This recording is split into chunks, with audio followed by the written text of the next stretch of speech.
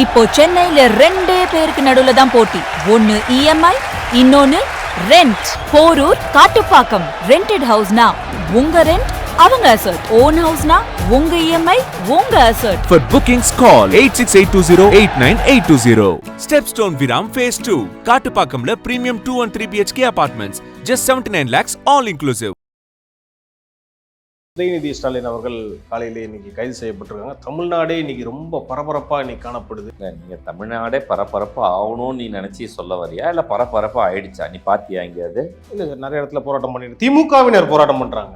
அதுக்கு எப்படி தமிழ்நாடு ஆகும்? அந்த நேரத்தை கடக்கிறதுக்காக 2 மணி நேரம் காவல்துறையை அலக்கழிச்சது தான் உதயநிதி ஸ்டாலின் அவர்கள் செஞ்ச செயல். கூட்டத்தை சேர்த்துக்கிட்டு பண்ணுறதுன்றது ஒரு அரசியல். தானாக எழுச்சி வந்தது பழைய தலைவர்களுக்கு. தலைவரை அரெஸ்ட் பண்ணுறாங்க, அதுக்கு இவ்வளோ எழுச்சியாக வந்தாங்கன்னு காட்டுறதுக்கான செயலாக தான் தவிர இதில் என்ன கண்டென்ட் இருக்குது நீங்கள் அவ்வளோ நாள் அலைக்கழிச்சிங்க காவல்துறையை. பிஎன்எஸ் பிரிவு 79 ஒரு பெண்ணை இழிவுபடுத்தும் வார்த்தைகளில் இது ரொம்ப முக்கியம் செய்கைகளை நீ வார்த்தை விட்டா மட்டும்தான் இல்லை, நீ தவறான செய்கை வாயே பேசாம நீ செய்கையில செஞ்சா கூட அந்த பிரிவுல உங்களுக்கு வரும். உங்களுடைய சிந்தனையும் செயல்களும் இவ்வளவு கேவலமா இருக்கும்னு நான் கனவுல கூட நினைச்சது. தள்ளுபடி அத்தனை பேரும் அல்லம்படி 6 முதல் 60% வரை ஆடி தள்ளுபடியுடன் சூப்பர் சரவணா ஸ்டோர்ஸ், சென்னை, மதுரை, கோவை.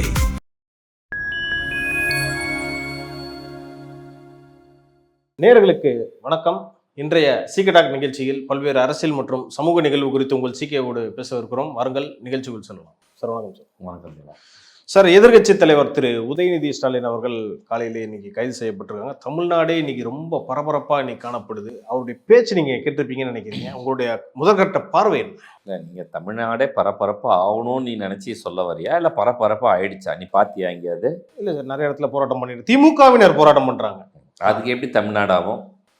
இல்ல, நிறைய இடத்துல பண்றதுனால சொன்னேன். சரி, ஒன்று நீ வார்த்தையை பார்த்து விடு, அவசரப்பட்டு விட்டுறாத. அந்த நேரத்தை கடக்கிறதுக்காக 2 மணி நேரம் காவல்துறையை அலக்கழிச்சது தான் உதயநிதி ஸ்டாலின் அவர்கள் செஞ்ச செயல். சரி, ஒரு எக்ஸாம்பிள் நல்லா புரிஞ்சுக்கோ. இப்போ ஜெயலலிதாவை அரெஸ்ட் பண்ணுறாங்கன்னா தானாக கூட்டம் சேரும், எழுச்சியாக வரும், எக்ஸாம்பிள் நடக்கும். ஓகேவா? எனக்கு தெரிஞ்சு கலைஞர் பண்ணும்போது கொஞ்சம் நடந்ததுன்னு நினைக்கிறேன். ஓகேவா? அதுக்கப்புறம் எதுவும் பெருசாக நான் இந்த மாதிரி பார்த்தது இல்லை. நல்லா உனக்கு ஞாபகம் இருக்கும், நம்ம இலங்கை வீரர் சீமான் அப்படின்னு யாரும் ஸ்டேஷனுக்கு வந்துடாதீங்கன்னு சொல்லி வர வச்ச இதெல்லாம் பார்த்துருப்பேன். விருகம்பாக்கம் தான் நினைக்கிறேன். விருகம்பாக்கம், புரியுதா? அந்த மாதிரி கூட்டத்தை சேர்த்துக்கிட்டு பண்ணுறதுன்றது ஒரு அரசியல். தானாக எழுச்சி வந்தது பழைய தலைவர்களுக்கு. இவங்கெல்லாம் கூட்டத்தை கூட்டிட்டு தன்னை பெரிய தலைவர்களாக காமிச்சிக்கிற செயல். அதை தான் திரு உதயநிதி ஸ்டாலின் அவர்கள் அவர் வீட்டில் இருக்க வந்தாங்க. கேஸை பாரு, கண்டிப்பாக நீங்கள் ஒரு எதிர்கட்சி தலைவராக இருக்கீங்க.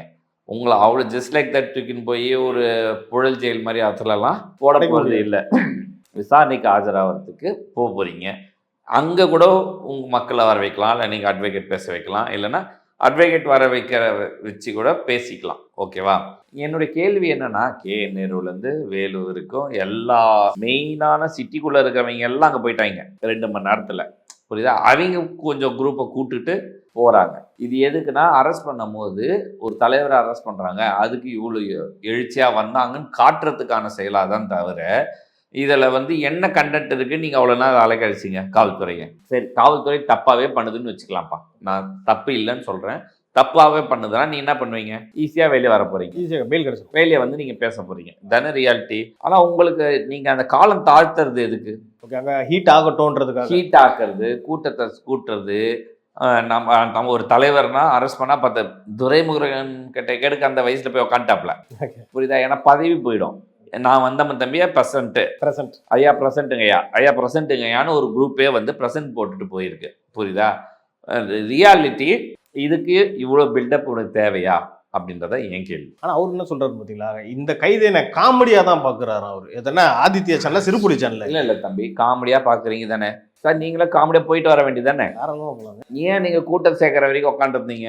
ஏன் ஒரு ஐஏஎஸ் ஆஃபீஸர் உட்கார வச்சு கேள்வி கேட்க வச்சிங்க காவல்துறை அதிகாரியை? ஒரு அட்வொகேட்ஸை வச்சு ஏன்? இது என்ன கிளாஸ்? அது அவர் எதிர்கட்சி தலைவர், அவர் ஒரு எம்எல்ஏ. ஊன்னு அந்த கொஞ்சம் நாளைக்கு முன்னாடி ஒருத்தர் திருநெல்வேலியில பண்ணாரு பேரு. அந்த மாதிரி நீங்க ஒரு கதை பில்டப் பண்ணீங்களா? எதுக்கு பண்ணீங்க? காமெடியா போக வேண்டியதானே. காமெடினா காமெடினா என்ன? அண்ணன் வடிவேல் பண்ண மாதிரி நானும் ஜெயிலுக்கு போறேன் போயிட்டு வந்திருக்கலாம்ல. நீங்க ஏன் அதை பண்ணல? சரி, இது அரசியலாக்கப்பட்ட, நான் இந்த விஷயத்த அவர் பண்றது அரசியலாக்கப்பட்டதா தான் நான் பாக்குறேன். நம்மளுடைய செஞ்ச செயலுக்கு ஒரு வினை, எதிர்வினை தான் ஆற்றப்படுது. அந்த எதிர்வினைக்கு நம்ம அக்செப்டன்ஸ் இருந்தா மட்டும்தான் நம்ம ஒரு சிறந்த தலைவராகவே பார்க்கப்படும். நீங்க அரசியல் பண்ணுங்க, அது அடுத்து நீங்க வந்து பண்ணதான் போறீங்க, பேசதான் போறீங்க, இதுல எந்த மாற்றம் கிடையாது. பட் இப்படி செய்யறதுனால நீங்கள் ஆணாளரை கெடுக்கிறதுக்காக கூட்டத்தை செட்டித்து பண்ணணும்னு ஒரு செயலை நீங்க முன்னெடுக்கிறீங்கன்னு நான் பாக்குறேன். ஆக்சுவலா அறிவாலயத்துக்கு எதிரில் போராட்டம் பெருசா பண்ணுவாங்க. நான் கூட கேட்டேன், என்னடா நியூஸ் அறிவாலயத்துக்கு எதிராக போராட்டம் பண்றான்னு பார்த்தா 8 பேர் உட்காந்துக்கிட்டு கத்திக்கிட்டு இருக்காங்க சார், திமுக காரணங்க. இது பெரிய போராட்டமா? சரி, இல்லை நீ அவ்வளோ, நான் திருப்பி சொல்றேன், அவ்வளோ சாதாரணமாகவும் எடுத்துக்க வேண்டாம், அவ்வளோ சீரியஸாகவும் எடுத்துக்க வேண்டாம். ஒரு விஷயம் அவங்க இருப்பா பண்ணிக்கிறதுக்கு அவங்க பண்ணி ஆகணும். அதை நம்ம பெருசாக எடுத்து போடுறதுக்கெலாம் நமக்கு இல்லை. இவங்க போட்ட கவுண்டருக்கு மறுப்பு கவுண்டர் நிறைய வந்துதான் இருக்கு, போட்டு அடிச்சு விட்டுன்னு தானே இருக்கிறாங்க. அது வேற. தான் செய்த செயலுக்கு தான் அனுபவிக்க வேண்டிய பலன் தான் இது அப்படின்னு தான். ஓகே, இன்னொரு கேள்வி சார். 9 பிரிவுல போட்டிருக்காங்க, இந்த பிரிவெல்லாம் நீங்க எப்படி பாக்குறீங்க? நீங்க இப்போ 9 பிரிவு அப்படின்றத நீ பார்க்கணும் உடனே பெருசா அப்படின்லாம் அவருடைய செயல்கள் என்னென்ன, நான் ஒவ்வொரு பிரிவுடைய சட்டம் என்ன சொல்லுதுன்றதை நான் உனக்கு விளக்குறேன். பிஎன்எஸ் பிரிவு 196, ஓகேவா? 96 மதம், ஜாதி, மொழி, இனம் போன்ற அடிப்படையில் வெறுப்பு அல்லது கலவரத்தை ஏற்படுத்தும் வகையில் பேசுதல், எழுதுதல் அல்லது பதிவிடுதல். இப்போ இதில் என்ன கலவரத்தை ஏற்படுத்துகிற மாதிரி அப்படின்னு வச்சுக்கோயேன். இப்போ நீங்கள் ஒரு கட்சி தலைவரை ஒரு கேவலமாக விமர்சிக்கிறீங்க. விமர்சிக்கும் போது அந்த கட்சி தொண்டர்கள் ரியாக்ட் பண்ணுவாங்களா? மாட்டாங்க. கண்டிப்பாக பண்ணுவாங்க. சும்மா இருக்கிறவங்க ரியாக்ட் பண்ண வரும்போது அதுக்கு பதிலுக்கு ஒன்று ஆகும்போது அது கலவரம் வரைக்கும், லா அண்ட் ஆர்டர் வரைக்கும் போகிறதுக்கான வாய்ப்பு இருக்குன்றத பதிவு பண்ணுறது தான் அந்த சட்டம். அப்படி இருக்கும் பட்சத்தில் அந்த பிரிவை நீங்கள் சேர்க்கலாம். அதை தான் சேர்த்துருக்காங்க. அதே மாதிரி பிஎன்எஸ் பிரிவு 192, அது பொதுமக்கள் மத்தியில் வன்முறை அல்லது கலவரத்தை ஏற்படுத்தும் நோக்கம். அதே தான். நீங்கள் வந்து அவ்வளோ பெரிய கூட்டத்தை போட்டு அந்த இடத்துல அதை நீங்கள் பேசுறீங்க. பேசுனது என்ன? காவேரி தண்ணி பிரச்சனைக்கு போனீங்க. பேசுகிற பாயிண்ட் என்ன?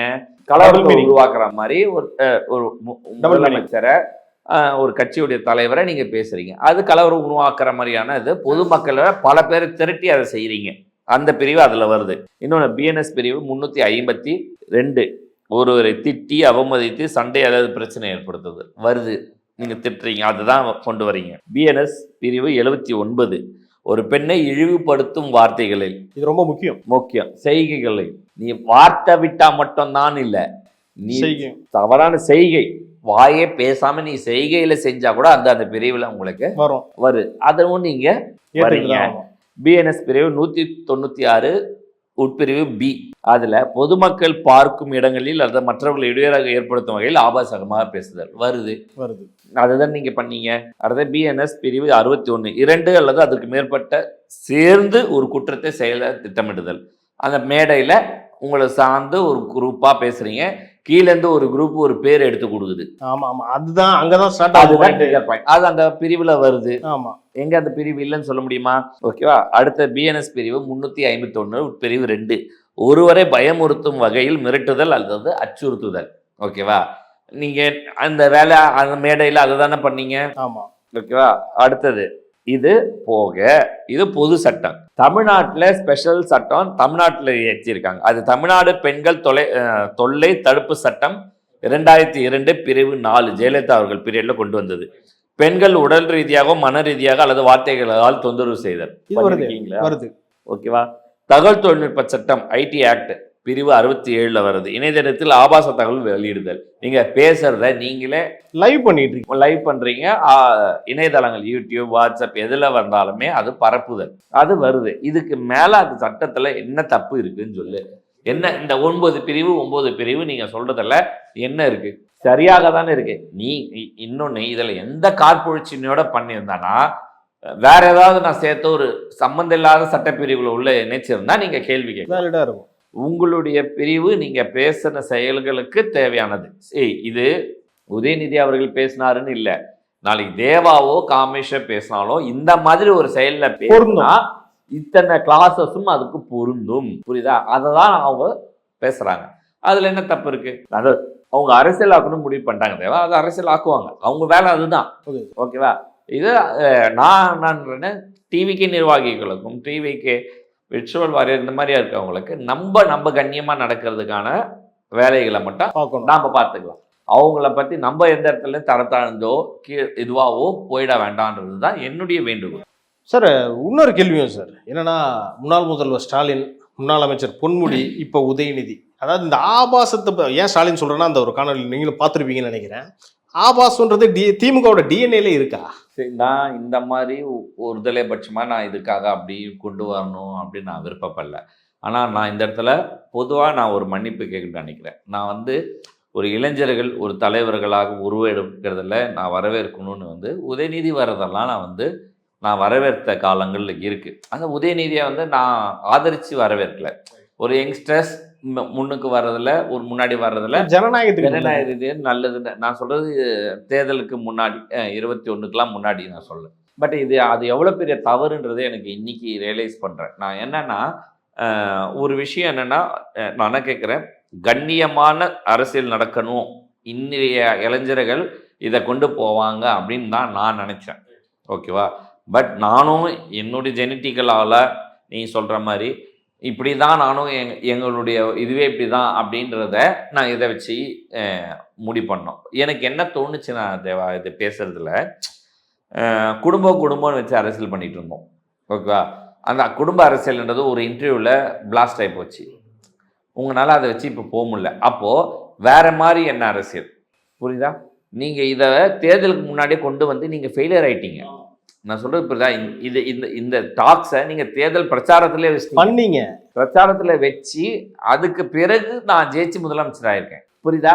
மக்கள் அவங்க எல்லாருமே இப்போ நம்ம தமிழ்நாட்டில் ஒரு சிறந்த ஒரு எடுத்துக்காட்டு இருக்கு தேவா. என்னன்னா, மாநில தேர்தலுக்கு ஒரு முடிவும் மத்திய தேர்தலுக்கு ஒரு முடிவும் அவங்க யோசிச்சு முடிவெடுக்கிறதுல எந்த மாற்றமே இருக்காது. எப்பவுமே அனலைஸ் பண்ணி போடுறது தான் மக்களுடைய கிளாரிட்டி இருக்கும். அப்படி கிளாரிட்டியா இருக்க மக்கள் ஒருத்தர் தேர்ந்தெடுக்கிறாங்கன்னா, பொதுவா எங்களுக்கு என்ன பண்றாரு அப்படின்றது தான் அவருடைய பர்சனல் வாழ்க்கையை பத்தி எனக்கு கவலை இல்லைன்றதை அவங்க மீன் பண்ணி தான் ஜெயிக்கவும் வச்சிருக்காங்க. அதை மீறி நீயும் இன்னைக்கு எடுத்து நீ பேசுறன்னா, உன்னுடைய காழ்ப்புணர்ச்சியோ உன்னுடைய இயலாமையோ நீங்க வெளிப்படுத்துறீங்கன்னு தான் நான் பார்க்குறேன். ஓகேவா? இதை தவிர்க்கணும். சரி, உனக்கு நீ இன்னைக்கு ஈஸியா கிடைச்சிச்சு கட்சி, அதனால உங்களுக்கு அதனுடைய பலனு தெரியல தெரியல. என்ன அது ஏகப்பட்டது. நம்ம என்ன வேணா பேசலாம், எப்படி வேணா நடந்துக்கலாம். இப்ப நம்மள எல்லாரும் ஃபாலோ பண்ணாங்க, துரைமுருகனே நம்மளை தான் பாக்குறாருன்ற நினைப்பு உங்களுக்கு வந்துட்டதுனால நீங்க இப்படி ஹேண்டில் ஆகுறீங்க. ஓகேவா? ஆனா ரியாலிட்டி கிடையாது, அது இல்லை. உங்க அப்பான்னு ஒண்ணு இல்லைன்னா உங்களுக்கு அந்த வாய்ப்புன்னு ஒண்ணு இல்லை. புரியுதா?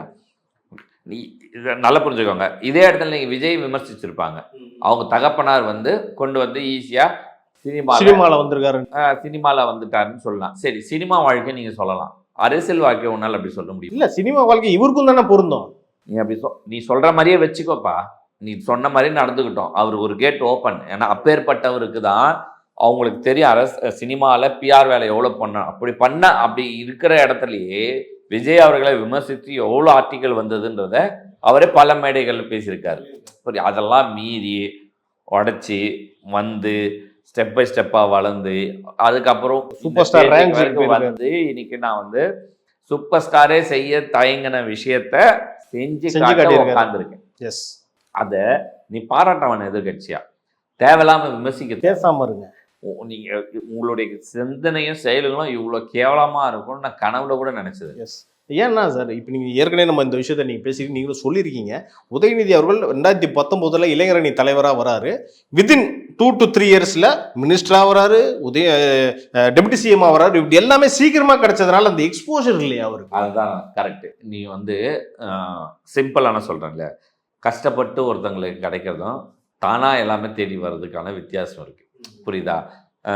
இப்போ தானாக கிடைச்சது எதிர்கட்சி தலைவர் பதவி வேணால் சொல்லலாம். ஆனால் டேமேஜ் அவங்க அப்பாக்கு நீ அது சந்தோஷமா கொண்டாட முடியாது. பெரிய விலை கொடுத்தா, புரியுதா? கொண்டாட முடியாத கண்டிஷன்ல பெரிய விலை கொடுத்துதான் உனக்கு அந்த வாய்ப்பு கிடைச்சது. அந்த மாதிரி உங்களை வரத்துக்கு உங்க அப்பா உனக்கு எவ்வளவு இடத்துல உங்களுக்கு பண்ணியிருக்காரு. சாக்ரிஃபைஸ், கிட்டத்தட்ட சாக்ரிஃபைஸ். நீ இவ்வளவு அந்த இதை நீங்க காப்பாத்த, அவரே அப்படிதான் பேசினாரா? ஆமா பேசினாரு. பட் இன்னைக்கு காலம் அப்படி இல்லையே. அதுல இருந்து என்ன பாடம் கத்துக்கிட்டீங்க நீங்க? இன்னைக்கு கலாச்சாரம் எப்படி இருக்கு, மக்கள் எதை இந்த அருவருப்பு அரசியல் எதிர்பார்க்கறாங்களா? முடியல, அதெல்லாம் வேணான்ட்டு தானே இங்க வந்திருக்காங்க. நீங்க அது திருப்பி எங்க எடுத்துட்டு போய் பாக்குறீங்க? நான் திருப்பி சொல்றேன், இப்படி போகும் பட்சத்தில் நான் திருப்பி எதிர்காலத்தை வந்து திமுக தொண்டர்களுக்கு காமிச்சதுனால திமுக அழியிறது கொஞ்சம் லேட் ஆகும்னு நான் சொல்லியிருக்கேன் பதிவில். படிப்படியாக தான் குறையும், அவ்வளோ சீக்கிரம் டக்குன்னு அழிச்சு தர முடியாது. இன்று இவருடைய செயல் திமுக சீக்கிரமாக அழிவுப்பாதை நோக்கி போயிட்டு இருக்குன்றதை நான் பதிவு பண்ணுறேன். இது வந்து ஓப்பனு, இது ஸ்டாலின் ஓப்பன் டிக்ளரேஷன். தெரிஞ்சா செய்யட்டும், இல்லைன்னா அவங்க கட்சி, அவங்க குடும்பம், அவங்களது, அவங்க சொத்து. நீங்க தெளிவா ஒரு விஷயம் சொன்னீங்க. இந்த அழிவுன்றது இவரு பேச்சுன்றதோட இந்த ஜென்சி டிஎம்கேன்னு ஒன்று பண்ணிக்கிட்டு இருக்காங்க, இந்த கோமாளி கூட்டம் அங்கேயே ஆரம்பிச்சிருச்சுன்னு எனக்கு டவுட் வருது எனக்கு. நல்ல தம்பி, அதை வந்து என்கரேஜ் பண்றது யாரு? இவங்க தான். அப்போ சரி, என்னமோ சொல்லுவாங்க, முன்னே சரிந்தா பின்னே சரியா இருக்கும்னு சொல்லுவாங்க. தலைமை சரியா இருந்தா தொண்டனும் சரியா இருப்பான். புரியுதா? இப்போ நான் பொறுமையா நான் யோசிச்சேன். சரியா, கண்ணியம் குறைவா நம்ம விமர்சிக்கவே கூடாதுன்றதுல ஒரு கிளியரா இருக்கும். ஆனா அரசாங்க நடவடிக்கை எடுத்துட்டாங்களே, நான் விமர்சிக்கிறது எந்த லெவல்ல பண்ணணுமோ அதை பண்ண போகுது. செய்த வினைக்கு எதிர்வினை ஆற்றப்பட்டு விட்டது. நீதி நீதி. நீங்க வந்து திருப்பி இதை பத்தி நான் ரொம்ப பேசி ரொம்ப இதை வச்சு மைலேஜ் பண்றதும் நமக்கு தேவையே இல்லை. நீங்க அட்லீஸ்ட் எதிர்கட்சி தலைவராக இருக்கிற இந்த 5 ஆண்டு காலம் உங்க கட்சியை நீங்க காப்பாற்றணும்னா இந்த மாதிரியான செயல்களை தவிர்க்கணுன்றத யோசிச்சுக்கோங்க. Sir, okay sir. இப்போ முதலமைச்சராக திரு விஜய் அவர்கள் வந்து 2.5 மாதம் தான் ஆகுது. இந்த 2.5 மாதத்திலேயே ஒரு 75-76 வருஷம் பெரிய கட்சியுடைய ஒரு தலைவரை அரெஸ்ட் பண்ணுறாருன்னா விஜய் அவர்கள் பெரிய லீடராக பார்க்குறாங்களா, இல்லை ஒரு கட்ஸை நம்ம எடுத்துக்கணும்? தனி இந்த 75-76 வருஷம் கட்சியை என்ன கலைஞராக அரெஸ்ட் பண்ணார், அதெல்லாம் கிடையாது. உதயநிதி ஸ்டாலின். ஓகேவா? நான் இன்னொன்று கட்ஸு வந்து டிவிகேக்கு இருக்கான்னு கேட்டால் ஆமாம், நீ தவறும் செய்யும் பட்சத்தில் கைது இருக்கும், இதில் எந்த மாற்றமும் இல்லை. அதை ரீசன்ட் டேஸில் பார்த்துருக்காங்க. இதை நான் இதில் வந்து டிவிகேவினர் இதுக்கு ஒத்துப்பாங்களேன்னு எனக்கு தெரியல. என்னுடைய கருத்தை நான் சொல்கிறேன். கூட்டணி கட்சியில் இருக்கிறவங்களும் பார்த்து பத்திரமா இருங்க அப்படின்றது என்னுடைய வேண்டுகோள். இந்த பக்கம் உதயநிதியை வச்சு கம்யூனிஸ்டுக்காரை வச்சுட்டு நான் அவங்க கூட்டணியில் இருக்கிறேன்னு திமிரா பேசுவேன். உன்னை இங்கே உட்காந்து கூட்டு மேடையில் உட்கார வச்சு உனக்கு கூட்டணி நான் உனக்கு வந்து பேசணுமா? இது நீ இந்த பிரிவுகளில் பதிவு பண்ணுன்னா கலவரத்தை உண்ட வழியில் செஞ்சாங்கன்னா அங்கேயும் பொருந்தும். இது நாளைக்கு செய்ய வச்சிடாதீங்கன்ற. நான் இன்னொன்று எனக்கு இதனுடைய அரசியலை வந்து நேற்று நைட்டு நான் ஒரு 3-4 மணி வரைக்கும் நடந்த எல்லாத்தையும் இந்த தேர்தலேருந்து யோசிச்சுட்டு வந்தேன். இந்த பேச்சில் எனக்கு நைட்டு புரிதல் என்ன வந்தது நான் சொல்கிறேன். டிவிக்கு வின் பண்ண உடனே தவறி கூட அதிமுக பக்கம் போயிடக்கூடாதுன்னு ஆளுநர் இழுக்கடிக்கிறார். சோ கால்டு இவங்களை ப்ரொபகண்டா பண்ண மீடியாக்கள் தான் ப்ரொபகண்டா பண்ணிட்டு இருந்ததுன்ற டவுட் எனக்கு இப்போ தான் ரியலைஸ் பண்ணுறேன். என்ன சார் திடீர்னு நைட்டு இந்த டவுட் வந்திருக்கோம்? நான் ஏன் யோசிக்கிறேன்னா, நீ சப்போஸ் அங்கே போயிட்டு இருந்தா மாசான சப்போர்ட்டில் நினச்சதெல்லாம் செய்கிற அளவுக்கு பெருசாக பண்ணியிருக்கலாம். அப்படி நீ போயிடக்கூடாதுன்னு நல்லா புரிஞ்சுக்கோ. முதல்ல திருமாவளவன் கொடுத்த ஸ்டேட்மெண்ட் கூட ஸ்டாலினுடைய கன்சல்ட் பண்ணி தான் வந்தன்றது தான் ஸ்டேட்மெண்ட்டு. கம்யூனிஸ்ட்டும் அதை தான் பண்ணாங்க. ஒரே ஒருத்தர் மட்டும்தான் தானாக வரேன்னு சொல்லி பில்டப் சொன்னாங்க. இப்படி நடக்கிற விஷயத்தை நீ பார்க்கும்போது இவங்க பிளான் பண்ணி இவங்க இந்த இடத்துலேருந்து அடுத்த லெவலுக்கு வளர்ந்துடக்கூடாதுன்னு இவங்களை உள்ளே அனுப்பிச்சி வச்சுருக்காங்களோன்னு எனக்கு டவுட் வருது. புரியுதா? இந்த டவுட் யாருக்குமே வரல. நீங்கள் அவங்க வந்து நல்லா புரிஞ்சுக்கோ. 108 ஜஸ்ட் லைக் தட் ஆளுநர் வந்து ஆளுநர் ஆட்சி அமைச்சிரும், இதெல்லாம் வாய்ப்பே நடந்திருக்காது. நீ வந்து அவ்வளோ சீக்கிரம் அதை செயல்பட அதை லா அண்ட் ஆர்டர் அந்த இதுவும் கோர்ட்டில் நீ போனால் அது நின்று இருக்காது. ஸோ அப்படி இருக்கிற ஒரு விஷயத்த பண்ணிடுவாங்கன்னு இவங்களுக்கு ப்ரெஷரை ஏற்றி ப்ரெஷர் ஏற்றி இவங்க அவசரமாக உள்ளே கொண்டு வந்து சேர்க்குற வேலையை பண்ணியிருக்காங்க. இதை பண்ணி ஆதரவாக வந்த அதிமுகவையும் கழட்டி விடுற மாதிரியான செயல்களை பண்ணியிருக்காங்க. ஸோ இப்படியே வச்சு இவங்க பிளானை இங்கே எக்ஸிக்யூட் பண்ணுறதுக்கான வேலைகளை தான் இவங்க கூட்டணியாக உள்ளே வச்சுருக்காங்க, காங்கிரஸை தவிர நான் சொல்கிறேன். ஸோ இதில் நம்ம இந்த இடத்துலையுமே கொஞ்சம் ரீகால் பண்ணி யோசித்து இவங்க வேணுமா வேணாமான்ற முடிவை யோசிக்க வேண்டிய கட்டாயத்தில் இருக்கணுன்றது என்னுடைய புரிதலில் நான் சொல்லிடுறேன். திட்டமிட்டு இந்த திரு உதயநிதி அவர்களோட கைதை வந்து லா அண்ட் ஆர்டர் பிரச்சனையா உருவாக்குறாங்க அப்படின்ற விஷயத்த நீங்க பதிவிட்டு இருந்தீங்க. அது ஆக்சுவலாக உண்மையாக தான் ஆயிருக்கு. தஞ்சாவூர்னு நினைக்கிறேன், எந்த இடம் சரியா தெரியல, அங்க வந்து அடிச்சுக்கிறாங்க மக்கள்கிட்ட வந்து திமுகவிட வன்முறையில் ஈடுபடுறாங்க. பொதுமக்கள் அதாவது நடுரோட்டை மறியல் பண்ணி போராட்டம் நடக்கிறது, அந்த வழியா போற ஒரு 2 வீலர்காரரு வழிமறிச்சு ஏன் பண்றீங்கன்னு கேட்டதுக்கு அவரை போட்டு மண்டியில அடிச்சு 2 தள்ளியிருக்காங்க. ஸோ இதுதான் சொல்ல இதை தான் செய்வாங்கன்றதை நான் எதிர்பார்த்தேன். திமுகவில் இது வந்து கைவந்த கலையாக இருந்தது. பட் கலாச்சாரம் மாறி இருக்குன்றதை இன்னும் நீங்கள் புரியலை. நீங்கள் இப்படி பண்ணிகிட்டே இருந்தீங்கன்னா நீங்கள் சுத்தமாக வேஸ்ட்டாக போயிடுவீங்கன்றத நான் திருப்பி பதிவு பண்ணுறேன். நான் முதல்லேருந்து சொல்லியிருக்கேன், எந்த கட்சியும் அவ்வளோ சீக்கிரம் அழிவுல முடியாதுன்னு சொல்லியிருக்கேன். ஆனால் நீங்கள் சீக்கிரமாக அழிவுக்கு போகிறீங்கன்னா அதுக்கு ஒரே காரணம் உங்களுடைய செயல்பாடுகள் தான் அப்படின்றத நான் திருப்பி பதிவு பண்ணுறேன். ஆக்சுவலாக நீங்கள் இந்த கைவந்த கலைன்னு சொன்னீங்கல்ல, அதெல்லாம் ஒரு 20-30 வருஷத்துக்கு முன்னாடி இதை விட அதிகமாகவே நடந்திருக்கு சார். அப்போ இந்த சமூக வலைதளம்லாம் இல்லை. இன்னைக்கு சமூக வலைதள காலம். அங்கே நடந்துச்சுன்னா இங்கே லைவ்ல வருது. உடனடியாக எல்லாருமே ஃபோன் வச்சுருக்கோமேப்பா, எல்லாமே எடுத்து போடுறோமே, எல்லாருக்குமே எல்லாமே தெரியும். அதை வந்து அவாய்ட் பண்ணியிருந்துருக்கலாம். நீங்கள் தேவையில்லாதான் நீங்கள் அந்த இதை கிரியேட் பண்ணணும்னு நினச்சிட்டீங்க. அந்த இதில் வந்து நான் ஏற்கனவே சொன்ன மாதிரி தான் கூப்பிட்டு என்கொயரி தான் பண்ணியிருப்பாங்க. அரெஸ்ட் பண்ணி புழலில் போட்டிருக்கவே வாய்ப்பு. ஏஜியா தான் சொல்லியிருக்காரு. ஏஜியா தான் சொல்லிட்டாரு. ஆனால் அட்வொகேட் ஜெனரலே சொல்லியிருக்காருன்னா இதை தான் நம்ம முதல்ல பதிவு பண்ணுறோம். இதை நீங்கள் ஏன் அரசியலாக்குனீங்க? உங்கள் அட்வொகேட்டுக்கு தெரியாதா? நீங்கள் கூப்பிட்டு வந்த ஐஏஎஸ்க்கு தெரியாதா? உங்கள் சீனியர் இவ்வளோ பேர் வந்தாங்கன்னு உங்களுக்கு தெரியாதா? நீ ஏன் வேணுக்குன்னு இதை பெருசாக்குனீங்க அப்படின்றது என்னுடைய கேள்வி. ஓகே சார், நாளைக்கு சட்டமன்றம் கூடுதல, இது அப்படியே டோட்டலாக நீ வேற ஏதாவது போயிருமே சார். பட்ஜெட் பேசுறதோட நாளைக்கு இதுதான் சார் ஹைலைட்டாக இருக்கும். சரி, இவங்க எப்படி கொண்டு போகணும்னு நினைக்கிறது தான் இவங்க நினைக்கிறாங்க. ஆனால் டோன்ட் வரி, டிவிகே வாரியர்ஸ் இவங்கள மாதிரி 3 மடங்கு பவர்ஃபுல் டீம் தான். சரி, அவங்க என்ன அறிவிக்கிறாங்களோ அதுதான் நடக்கும் வரும். இவங்களதெல்லாம் அப்படியே பம்பிட்டு கீழே இறங்கிடும். அதனால் you don't worry, be happy. வாரியர்ஸ்க்கு இந்த சம்பவம் நாளைக்கு பண்ண வாய்ப்பு இருக்குன்றீங்க. அது காஞ்சி தானேப்பா, அது சரியா? நம்ம அக்கா பிரியா சொல்லணும்னு நினைச்சேன். ஆமா, திருச்சிட்டு வர்றாங்க அந்த கேள்விக்கு. உதயநிதியோட பேச்சு எப்படி இருக்குன்னு பாக்குறீங்கன்னா, ஒண்ணு ஆமா இல்லை ஏதாவது ஒன்று சொல்லிட்டு போகணும், விரட்டிட்டு ஓடுறாங்களே. அப்புறமா யாரோ ஸ்கிரிப்ட் கொடுத்தாங்க போல இருக்கு. அதுக்கப்புறம் வந்து அவர்கள் இந்த பேச்சு சரியா, இவர்கள் இந்த பேச்சு சரியா, அவருடைய செய்கை சரியா அப்படின்னு ஒரு பெண்ணாக இருந்துக்கிட்டு ஒரு பொது மேடையில் இப்படி பேசுறதை நீங்கள் ஆதரிக்கிறீங்கன்னா உங்களை நான் என்ன சொல்லணும்? ஓகேவா? இன்னொன்று உங்களுடைய தலைமை. நாளைக்கு உன் தலைமையே இப்படி தான்னா கீழே இருக்கவன் எப்படி இருப்பான்? போய் போலீஸ்காரன் இப்போ கீழே தான் செய்வான். ரொம்ப புரியுதா? இதுதான் ஏற்கனவே நடந்துச்சு. நீங்கள் அந்த மாதிரி திருப்பி அதையே நீங்கள் என்கரேஜ் பண்ண பார்க்குறீங்க. அதை அவாய்ட் பண்ணுங்க. சரி, அந்த அக்கா பேச்சு வாக்கில் ட்ரைனேஜ் லீக் ஆகுது, அதுக்கு அரசாங்கம் முன்னெடுக்கலை.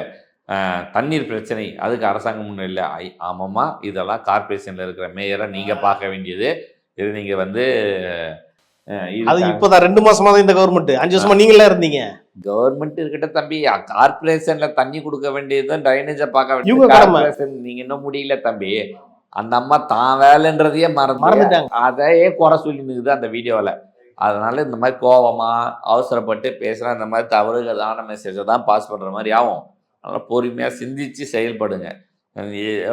ஏதாவது ஜஸ்ட் லைக் தட் எல்லாம் கிடச்சிறதுனால எல்லா ஆளுக்கு தலைக்கு பொருத்துன மாதிரி ஆகிப்போச்சு. தயவு செஞ்சு பிரியாக்கா, நீங்கள்லாம் வந்து அந்த ரீல்ஸுக்கு மட்டும் யூஸ் ஆகுங்க, மற்றதெல்லாம் நீங்கள் பேசாதீங்க. ஓகே, நிறைய ஒரே ஒரு கேள்வி. கனிமொழி அவர்கள்லாம் சொல்லியிருக்காங்கன்னா கோழைத்தனத்தின் உச்சம்னு சொல்லியிருக்காங்க இந்த கைதை. கோழைத்தனம் வேற என்ன அவங்களுக்கு? வீர அப்பா ஜெயலலிதாவை அரெஸ்ட் பண்ணும்போது கோழைத்தனத்தின் உச்சமா? நீங்கள் 2G கேஸில் அரெஸ்ட் செய்யும் போது அது பேர் கோழைத்தனத்தின் உச்சமா? புரியுதா? அப்படின்னு கேள்வி வரும். நீங்கள் பார்த்து நீங்கள் டிசைட் பண்ணி. அப்படிலாம் கிடையாது. நீங்கள் செய்கிற செயல் நானே கேட்குறேன். சரி, அரசாங்கத்தை கேள்வி கேட்டீங்க, பேசினவர் என்ன கேள்வி கேட்பீங்க?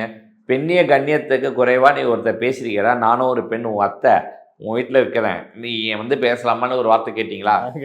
கேட்டிருக்கணும். மற்ற டைம்லலாம் வந்துட்டீங்களே, மகளிர் சுய இது அதுன்னெலாம் முன்னாடிலாம் பேசியிருந்தீங்களே, இப்போ எங்கே போனீங்க? இந்த ஆட்சியில் பெண்களுக்கு பாதுகாப்பே இல்லை. நீங்கள் அதை சொல்லிட்டு இதை கண்டிச்சிருந்தீங்கன்னா நீங்கள் தான் டாப். நான் ஒத்துக்கிறேன். சரியா? அதை பேசாமல் இதை மட்டும் பேசுகிறீங்கன்னா நீங்களும் எக்ஸ்போஸ் ஆகிட்டீங்கன்னு அர்த்தம். ஓகே சார், பல விஷயங்கள் பேசணும். உங்கள் நேரத்துக்கும் கருத்துக்கும் நன்றி.